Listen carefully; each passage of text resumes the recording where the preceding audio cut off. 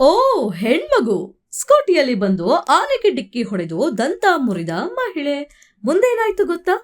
ಹೆದ್ದಾರಿಯಲ್ಲಿ ಚಲಿಸುವಾಗ ಮುಂದೆ ಬರುವ ವಾಹನಗಳಿಗೆ ಅಥವಾ ಸಣ್ಣ ಪುಟ್ಟ ನಾಯಿ, ಬೆಕ್ಕು, ದನಗಳಿಗೆ ಡಿಕ್ಕಿ ಹೊಡೆಯೋದಿರುವ ಸುದ್ದಿಯನ್ನ ನಾವು ಕೇಳಿರ್ತೀವಿ. ಆದ್ರೆ ಉತ್ತರಾಖಂಡ್ನ ಖತಿಮಾ ಎಂಬಲ್ಲಿ ಸ್ಕೂಟರ್ನಲ್ಲಿ ತೆರಳುತ್ತಿದ್ದ ಮಹಿಳೆಯೊಬ್ಬರು ರಸ್ತೆ ದಾಟುತ್ತಿದ್ದ ದೈತ್ಯ ಆನೆಗೆ ನೇರವಾಗಿ ಡಿಕ್ಕಿ ಹೊಡೆದ ಆಘಾತಕಾರಿ ಘಟನೆ ನಡೆದಿದೆ.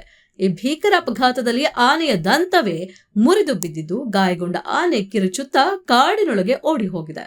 ಅಪಘಾತದಲ್ಲಿ ಗಾಯಗೊಂಡ ಮಹಿಳೆಯನ್ನ ಖತಿಮಾದ ಹಿಂದ್ ಪಬ್ಲಿಕ್ ಸ್ಕೂಲ್ನ ಶಿಕ್ಷಕಿ ನಿಖಿತಾ ಕಪ್ರಿ ಎಂದು ಗುರುತಿಸಲಾಗಿದೆ.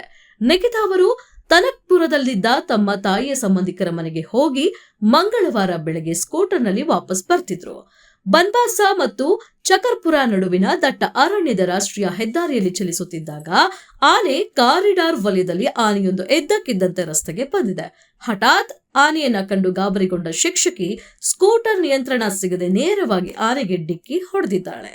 ಅಪಘಾತದ ತೀವ್ರತೆಗೆ ಶಿಕ್ಷಕಿ ನಿಖಿತಾ ಅವರಿಗೂ ಗಂಭೀರ ಗಾಯಗಳಾಗಿದ್ದು, ಮಾಹಿತಿ ಪಡೆದ ಪೊಲೀಸರು ಮತ್ತು ಅಗ್ನಿಶಾಮಕ ದಳದ ಸಿಬ್ಬಂದಿಗಳು ಸಹ ತಕ್ಷಣ ಸ್ಥಳಕ್ಕೆ ಧಾವಿಸಿ ಅವರನ್ನು ಆಸ್ಪತ್ರೆಗೆ ದಾಖಲಿಸಿದ್ದಾರೆ.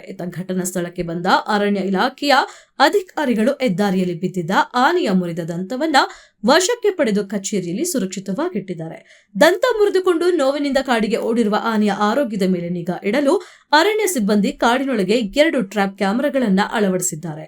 ಸದ್ಯ ಈ ಅಪಘಾತದ ನಂತರ ಭೀಕರ ವಿಡಿಯೋ ಸಾಮಾಜಿಕ ಜಾಲತಾಣಗಳಲ್ಲಿ ಭಾರಿ ವೈರಲ್ ಆಗುತ್ತಿದ್ದು, ಅರಣ್ಯ ವ್ಯಾಪ್ತಿಯ ಹೆದ್ದಾರಿಗಳಲ್ಲಿ ಎಚ್ಚರಿಕೆಯಿಂದ ವಾಹನ ಚಲಾಯಿಸುವಂತೆ ಚಾಲಕರಿಗೆ ಮನವಿ ಮಾಡಲಾಗಿದೆ.